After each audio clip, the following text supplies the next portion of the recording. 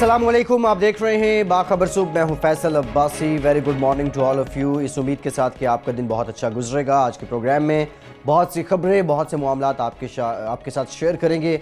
मुल्क के मुख्तलिफ शहरों से हमारे नुमाइंदगान हमारे साथ मौजूद हैं। कराची से वहीद राजपर हैं, मुल्तान से मोहम्मद आसिफ हैं, कोयटा से फजल तवाब हैं, इस्लामाबाद में हमें ज्वाइन किया है इमराना कोमल ने, इकराम होती साहब ने और senior correspondent 92 news Suhail Iqbal Bhatti साहब ने। तमाम नुमाइंदगान का बहुत शुक्रिया। सबसे पहले रुख करते हैं कराची का। वहीद राजपर, सिंध यूनिवर्सिटी में गैर कानूनी भर्तियों और तरक्कियों का मामला, इस पर सिंध का एंटी करप्शन का महकमा खासा मुतहर्रिक था। क्या कुछ फाइंडिंग्स हैं? इब्तदाई तौर पे कितने लोग हैं बज़ाहिर जो सिंध यूनिवर्सिटी में ये खिलाफ कानून काम करने के मुर्तकिब हो रहे हैं? देखें जी फैसल साहब, ये सिंध यूनिवर्सिटी में जो है एंटी करप्शन की जानिब से तहकीकात शुरू की गई थी। वो जो है तहकीकात मुकम्मल कर ली गई है। तफ्तीशी अफसर की जानिब से जो है वो रिपोर्ट वज़ीर आला सिंध को अरसाल की गई है, जिसमें 10 अफसरान हैं, वाइस चांसलर समेत 10 अफसरान हैं। उनके खिलाफ जो है कार्रवाई की सिफारिश की गई है। जो एंटी करप्शन के तफ्तीशी अफसर के जानिब से जो अपनी इंक्वायरी रिपोर्ट में जो इल्ज़ामात लगाए गए हैं कि वाइस चांसलर जो फ़तेह मोहम्मद बुरफत हैं, उन समेत जो है 10 जो अफसरान हैं सिंध यूनिवर्सिटी के, वो गैर कानूनी भर्तियों, वो गैर कानूनी ठेके देने और दीगर जो मेडिकल के रीएम्बर्समेंट हुई हैं, मुख्तलिफ़ किस्म के जो बिल हुए हैं, वो उसमें 27 करोड़ से ज़ायद जो है वो बजट का में जो है करप्शन हुई है। मजमूई तौर पर जो है सरकारी ख़जाने को 27 करोड़ 60 लाख रुपए का जो है नुकसान पहुंचाया गया। इन तमाम अफसरान पर जो है ओहदे का नाजायज़ इस्तेमाल करने और अख्तियारात का नाजायज़ इस्तेमाल करने का इल्ज़ाम लगाया गया है। इसमें जो है मजमूई तौर पर जो है 400 गैर कानूनी भर्तियाँ हुई हैं, जिसमें 150 जो है वो डेली वेजेस मुलाजमीन जो है गैर कानूनी तरीके से भर्ती किए गए, गैर कानूनी तरक्कियाँ दी गई। तो ये जो मजमूई तौर पर यही इल्ज़ामात लगाए गए हैं सिंध यूनिवर्सिटी के। उसमें रजिस्ट्रार, साबिक रजिस्ट्रार भी, उसमें प्रो वाइस चांसलर को भी जो है मुल्ज़म करार दिया गया है।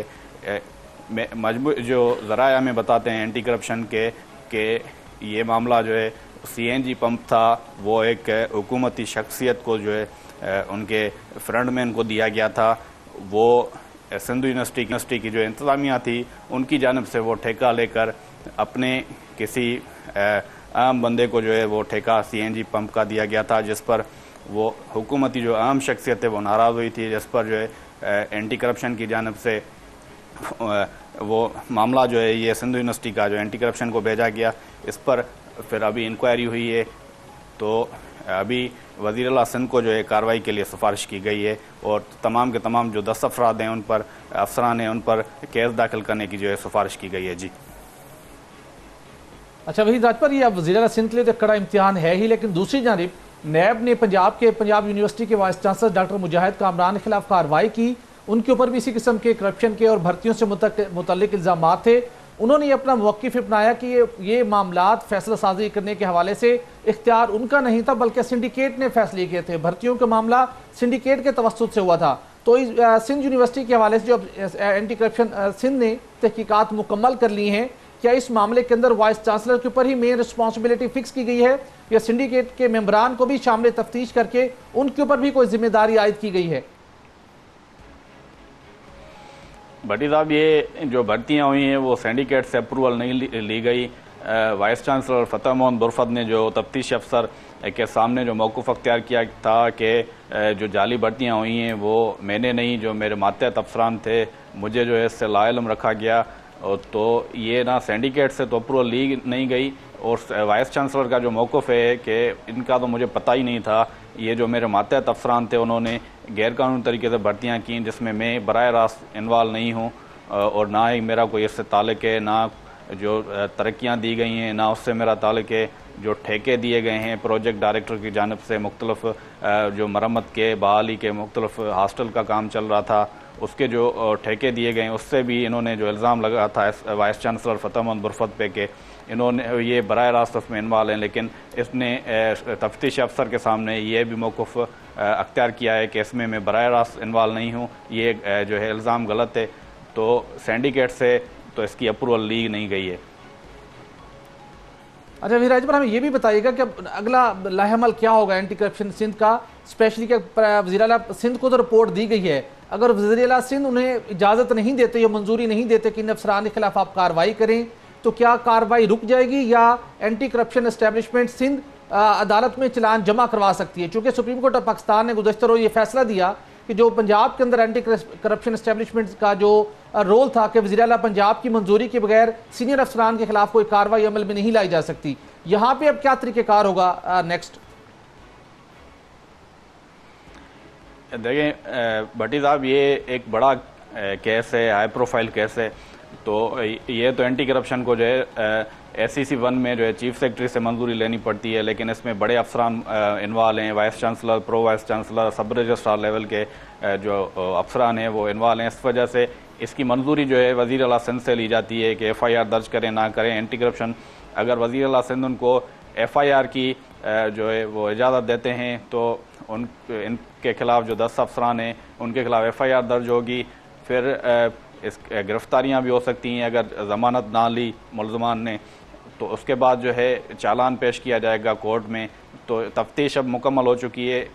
दूसरी जानब जो है ये जो हमें ज़राए बताते हैं एंटी करप्शन के ये एक सियासी केस बनाया गया है। एक हुकूमती शख्सियत जो थी सिंध यूनिवर्सिटी की इंतज़ामिया पर नाराज़ थी, जो CNG पंप का ठेका दिया गया था वो उनके अपने जो फ्रंट मैन से वापस लेकर इंतजामिया की जानिब से अपने जो अहम करीबी शेख वहीद आप हमें अपडेट कर रहे थे कराची से, इंतहाई अहम मामला। लेकिन एंटी करप्शन महकमा एंटी करप्शन सिंध जो है उसका ट्रैक रिकॉर्ड वो इस बात की वजाहत नहीं कर रहा कि साफ और शफाफ तहकीकात किसी के खिलाफ भी हुई हों और बड़े पैमाने पे करप्शन की रोकथाम के लिए कोई किरदार किया गया हो इस महकमे की जानिब से।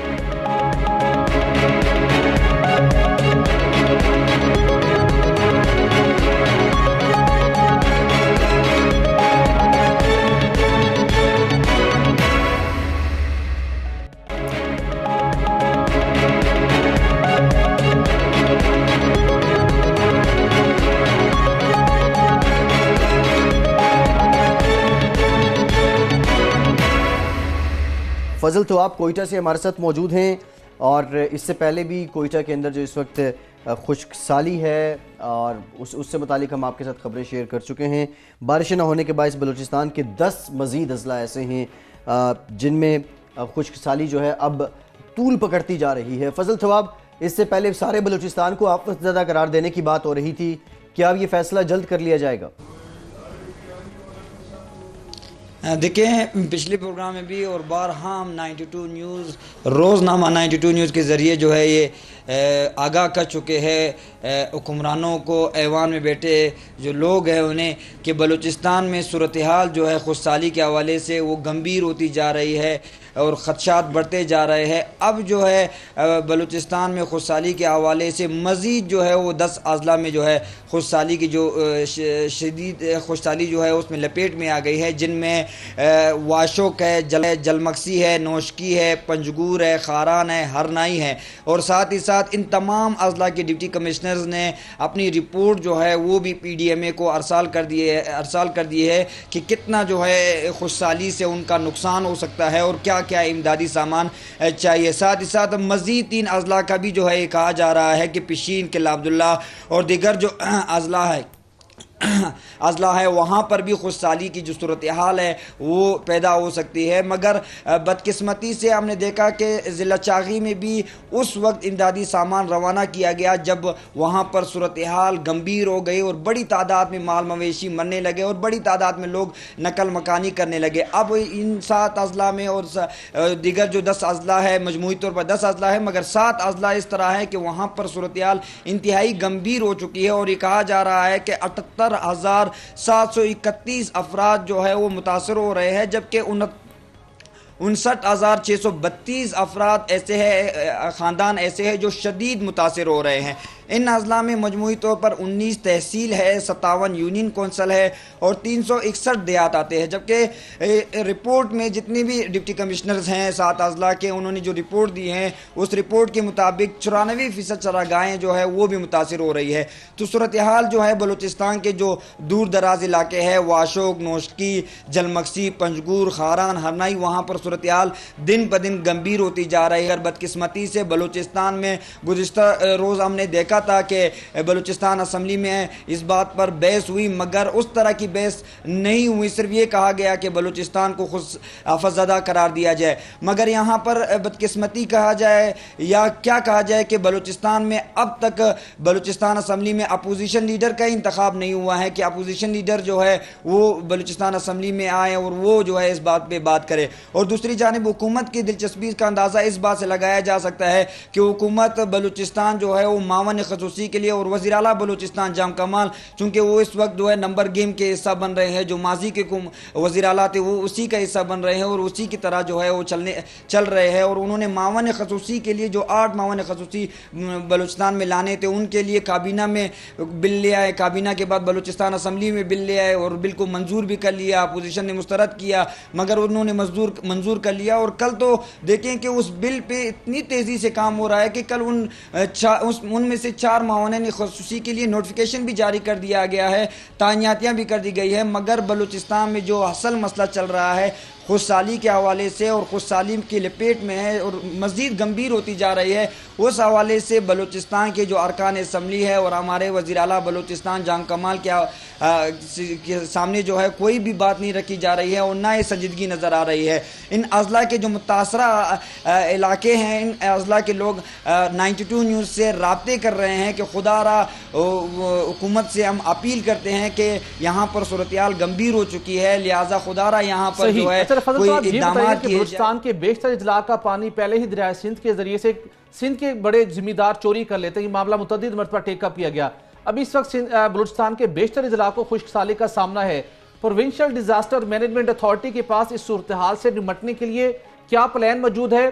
क्या उन्होंने ये कोई प्लान वज़ीर आला बलूचिस्तान के साथ शेयर किया है और मरकज से वफाकी हुकूमत से इस हवाले से कोई मदद तलब की गई है कि जो मुतासरा इजला हैं वहाँ पे उनके जो मुतासरा अवाम हैं किस तरीके के साथ उनकी मदद की जा सकती है कि वो वक्ती तौर के ऊपर इस जो मुश्किल तरीन सूरत हाल है इससे वो नबरदज़मा हो सकें?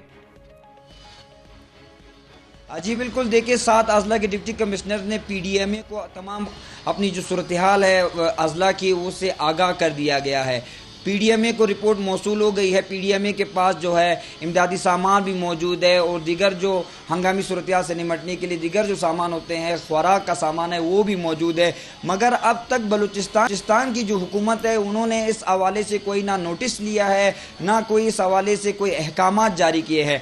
गुज़िश्ता रोज़ जब मैं PDMA के यहाँ पे DG है सारिक साहब के पास मैं गया तो उनसे मैंने बात की। उन्होंने कहा कि हमें रिपोर्ट मौसूल हो चुकी है, जैसे ही हुकूमत के जानिब से अहकामात जारी कर दिए जाएंगे तो हम ये इमदादी सामान रवाना कर देंगे। बदकिस्मती देखे कि 4 से 5 रोज़ गुजर गए हैं, ये ख़त अरसाल हो चुके हैं, डिप्टी कमिश्नर ने अपनी अज़ला की रिपोर्ट दे दिए हैं, मगर अब तक बलूचिस्तान हुकूमत को ये समझ नहीं आ रहा है कि वो कौन सी मुश्किल है कि वो अहकामात जारी नहीं किए जा रहे हैं। अगर यही सूरत हाल रही, मैंने देखा कुछ अज़ला इस तरह है जैसे नौशकी, वाशोक और पंजगुर खारान, ये अज़ला इस तरह के अज़ला है कि वहाँ पर बड़ी तादाद में माल मवेशी जो है वो मर चुके हैं और लोगों ने प्लान बना लिया है नकल मकानी करने का। लिहाजा हुकूमत बलूचिस्तान से वो मुतासरा अज़ला के जो लोग हैं वो अपील यही कर रहे हैं कि वो वफाकी हुकूमत से भी राब्ता करे और बलूचिस्तान हुकूमत के पास जो अपने वसाइल है, PDMA के पास जो सामान पड़ा हुआ कर रहे थे। एक ब्रेक और ब्रेक के बाद दीगर खबरें और मामलात आपके साथ शेयर करते हैं।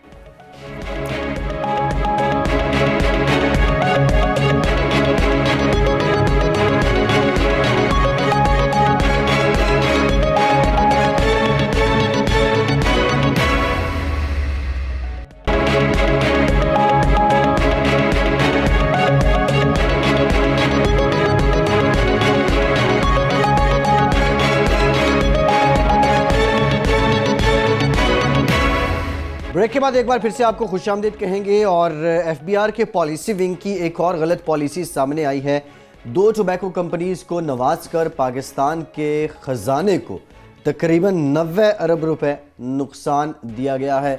बड़ी साहब, ये 90 अरब रुपए किस मद में कैसे गए? क्या कोई नया स्लैब मुतारिफ करवाया गया? और इन कंपनीज को नवाजने के बाद जो दीगर कंपनीज थी क्या उन्होंने कोई रद्द-ए-अमल नहीं दिया? फैसल, देखिए ये मामला ये है कि FBR हो या जो भी हुकूमत हो, मुस्लिम लीग नून की हुकूमत थी या पाकिस्तान तहरीक इंसाफ की हुकूमत, सबकी कोशिश होती है कि हम अपने टैक्स कलेक्शन के अंदर इजाफा करें। वो हम इनकम टैक्स की बात करें, सेल टैक्स की बात करें या फेडरल एक्साइज ड्यूटी की बात करें। लेकिन हैरान कुन तौर के ऊपर एक ऐसा शोबा भी है जहां पर सालाना टैक्स कलेक्शन के अंदर इजाफे की बजाय एफबीआर के लेवल के ऊपर एक वेल प्लान तरीके के साथ एक सेक्टर को, और जो कि टोबैको सेक्टर है, सिगरेट नोशी का इंतहाई खतरनाक सेक्टर, उसकी जो तकरीबन 2 मल्टीनेशनल कंपनी हैं उनको डायरेक्टली बेनिफिट दिया गया अरबों रुपए का, जिसके नतीजे में कौमी खजाने को 90 अरब रुपए का नुकसान पहुंचने का इंकशाफ हुआ है। ये बहुत हसास तरीन और अहम तरीन मामला है, क्योंकि मुसलसल इस मामले को टेकअप किया गया। ये मामला पब्लिक अकाउंट्स कमेटी में पहुंचा, जिसके बाद ऑडिटर जनरल ऑफ पाकिस्तान से इसका ऑडिट करवाया गया।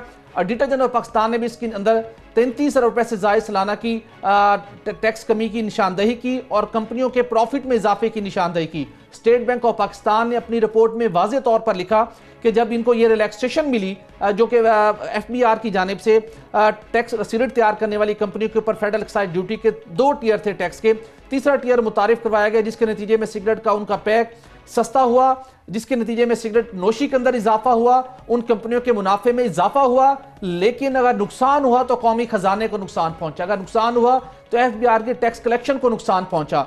हमने सारे मामले की इंक्वायरी की कि मामला है क्या, कि ministry of national food and ministry of national health regulation ने, उनके साबिक सेक्रेटरी थे नवीद बलोच साहब, उन्होंने 2 खतूत लिखे चेयरमैन एफबीआर को।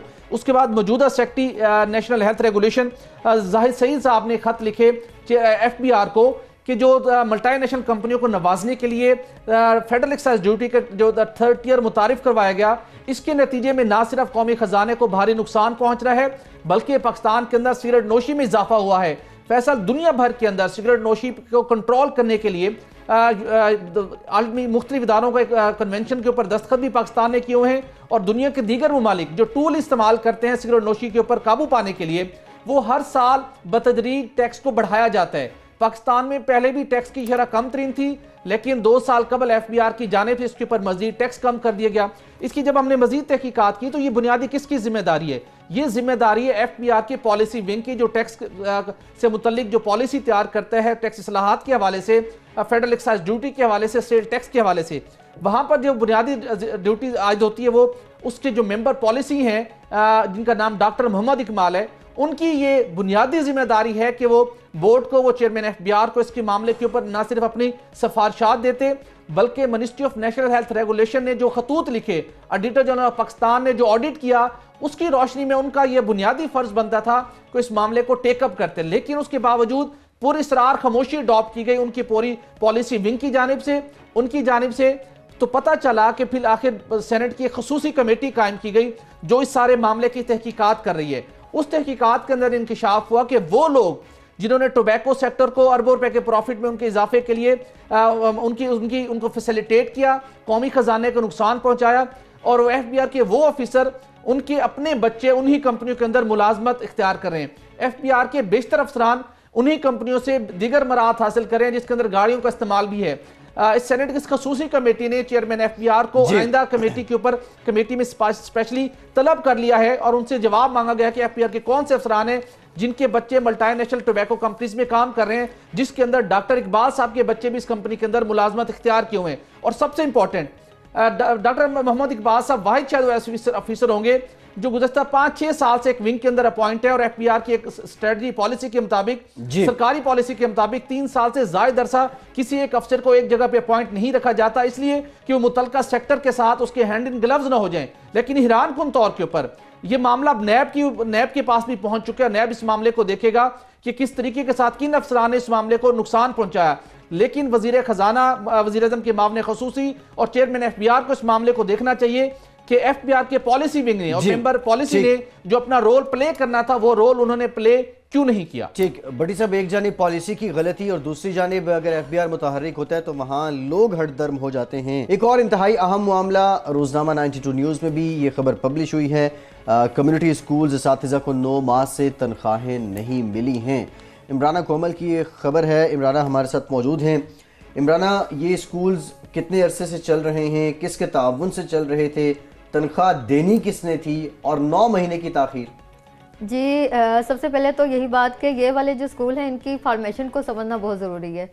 ये वो स्कूल हैं जो नज़रअंदाज और पसमानदा इलाकों में 1998 में पहले नॉर्वे की हुकूमत से ने कायम किए और उन्हीं की इमदाद के ज़रिए ये चलाए गए ना।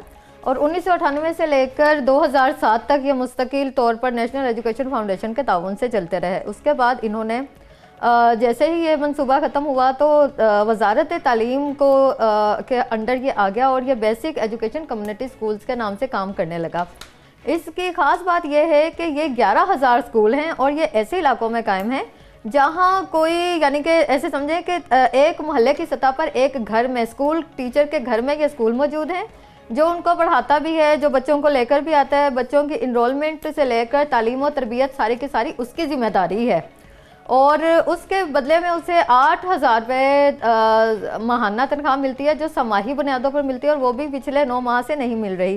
पाकिस्तान भर में ऐसे 11,000 कम्युनिटी स्कूल हैं जो मुल्क भर में काम कर रहे हैं। मुल्क भर में ये वाले जो स्कूल हैं ये नॉन फॉर्मल चल रहे हैं, जबकि बलूचिस्तान में ये फॉर्मल हैसियत से चल रहे हैं क्योंकि बलूचिस्तान में फॉर्मल के बगैर कोई वो चल ही नहीं सकता। वहाँ का इंफ्रास्ट्रक्चर जो है तालीम का वो और भी ज़्यादा कॉम्प्लिकेटेड है।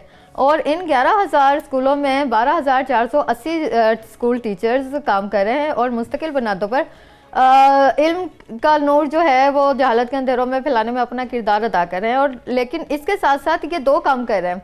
साथ तो ये अपने हर तीसरे चौथे साल जो है इनको तनख्वाहें इसी तरीके से रोक ली जाती हैं और इनके उसका PC1 का मसला हो जाता है। साथ ही साथ इनका ये कहना है कि हम 12,480 उस्तादज़ा पर जो 412 नॉन टीचिंग स्टाफ है वो ऐसा तैनात है जो मुस्तकिल हैसियत से काम कर रहा है, वो मराआत भी ठीक ले रहा है और इनसे कहीं गुना ज़्यादा तनख्वाहें भी ले रहा है। तो इन्होंने मुख्तलिफ बुनियादों पर मुख्तलिफ अपने मुतल्लिका अजला के हाई कोर्ट्स में रिट भी दायर की कि इनको इस मनसूबा को ना सिर्फ मुस्तकिल हैसियत दी जाए बल्कि इनको भी रेगुलर किया जाए और इनकी तनख्वाहें, क्योंकि उनका ये कहना है कि कम अज़ कम मुआवजा जब हम एक मजदूर का भी तयन करते हैं तो वो 15,000 होता है, तो इनको 8,000 क्यों दिया जा रहा है।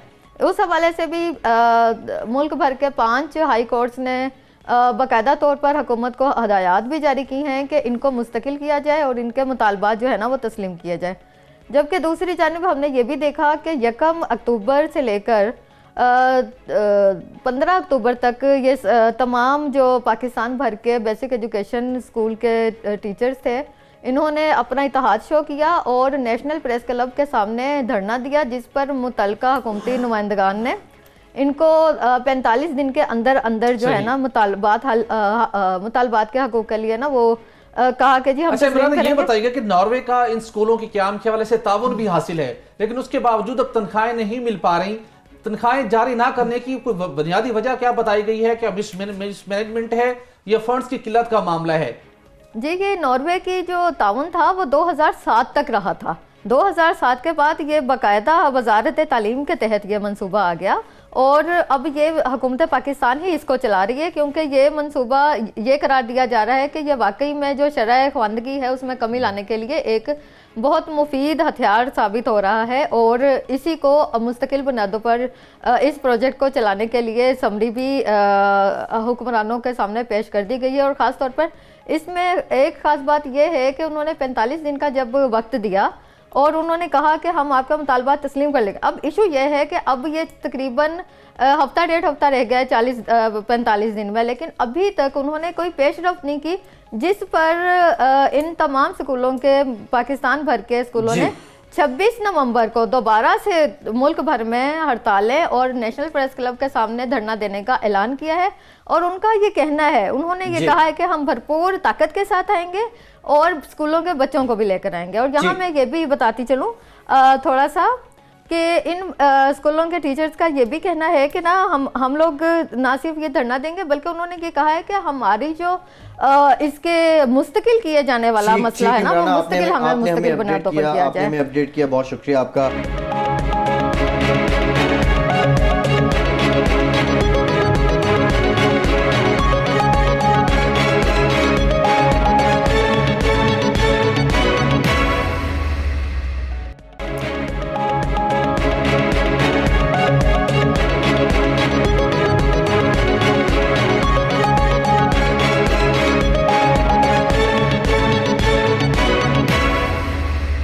एक और इंतहाई अहम मामला है। भट्टी साहब आपकी तरफ आऊँगा। मनी लॉन्ड्रिंग और बेनामी अकाउंट्स के लिए कायम JIT इससे पहले भी होता रहा है कि जो JITs बनाई जाती हैं और बिलखुसूस FIA के साथ जो मामला चल रहे होते हैं, उनके पास फंड्स की कमी होती है और फिर वो एक दरख्वास्त करते हैं, फिर अप्रूवल ली जाती है और बड़ा डिले हो चुका होता है।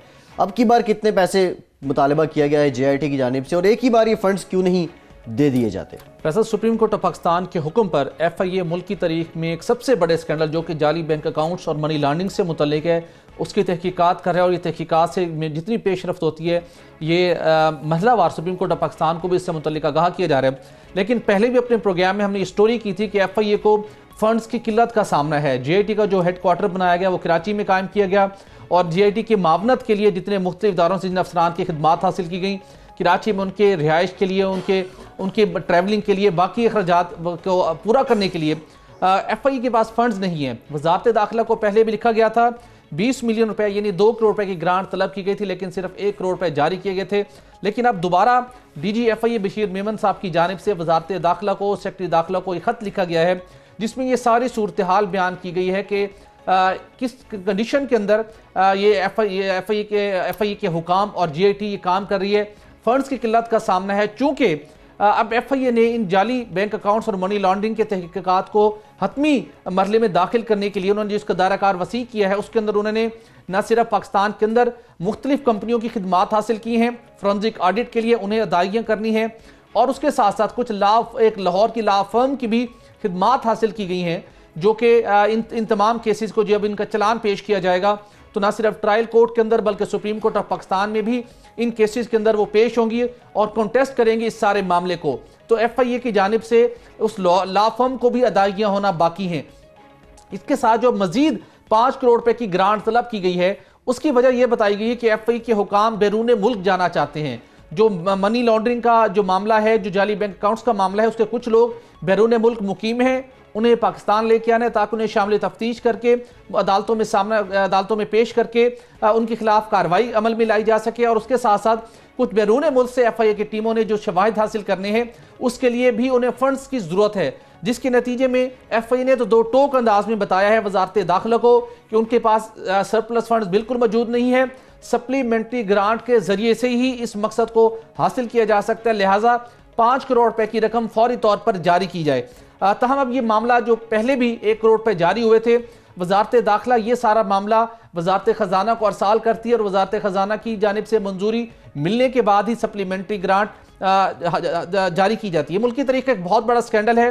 मेरे ख्याल में JIT को जिस फंड्स की जरूरत का सामना है उसकी जब तक हम उसके बर वक्त वजारत खजाना या दाखिला की जानिब से उसको ये सपोर्ट फराम नहीं की जाएगी तो तहकीकाती अमल मुतासिर होने का खदशा है। उसके साथ जो दूसरा बड़ा मामला पेश आया कि काफ़ी दिनों से जब हम देखते हैं कि FIA को मुल्क भर के अंदर जाली बैंक अकाउंट्स के हवाले से और मनी लॉन्ड्रिंग के हवाले से जो कलीदी रोल दिया गया है, तो वहाँ पर मुख्तलिफ सर्कल से हमें इस बात को ये सुनने को मिली कि FIA की कैपेसिटी नहीं है, FIA के पास जो स्टाफ की किल्लत का सामना है, अफसरान की किल्लत का सामना है। बहुत से अफसरान डेपुटेशन के ऊपर FIA में काम कर रहे हैं, लेकिन FIA ने अपनी दायरेकार को बढ़ाने के लिए ना सिर्फ मनी लॉन्ड्रिंग, जाली बैंक अकाउंट्स, बल्कि उसके साथ साथ इंसानी स्मगलिंग और दीगर साइबर क्राइम्स में दीगर जुराइम के खिलाफ मौसर तरीके से कार्रवाई करने के लिए FIA की तश्कील नौ का प्लान बाज़ाब्ता तौर के ऊपर तैयार किया गया था DG FIA बशीर मेमन साहब की तरफ से, जो कि वजारत दाखिला को अरसाल किया गया था कि फेडरल गवर्नमेंट इसकी बाज़ाब्ता तौर के ऊपर मंजूरी दे ताकि FIA का दायराकार मुल्क भर के अंदर मजीद वसी किया जा सके। हमें जो दस्तावेज मसूल हुई हैं प्राइम मिनिस्टर सेक्रेटेरिएट की, प्राइम मिनिस्टर इमरान खान ने अब बिलाखिर FIA के अंदर मजीद 440 भर्तियों की बाज़ाब्ता तौर के ऊपर मंजूरी दे दी है और नई भर्तियां फेज 1 का हिस्सा होगा। और ये भर्तियों का अमल जो हमने अपने प्रोग्राम में ये मामला पहले टेकअप किया था कि FIA की तश्कील नौ का काम शुरू कर दिया गया, रिस्ट्रक्चरिंग का प्लान बनाया गया था और FIA के क़याम के बाद पहली मरतबा रिस्ट्रक्चरिंग का प्लान बनाया गया था जिसके अंदर मुख्तलिफ नए इलाकों के अंदर नए रीजन भी कायम होने हैं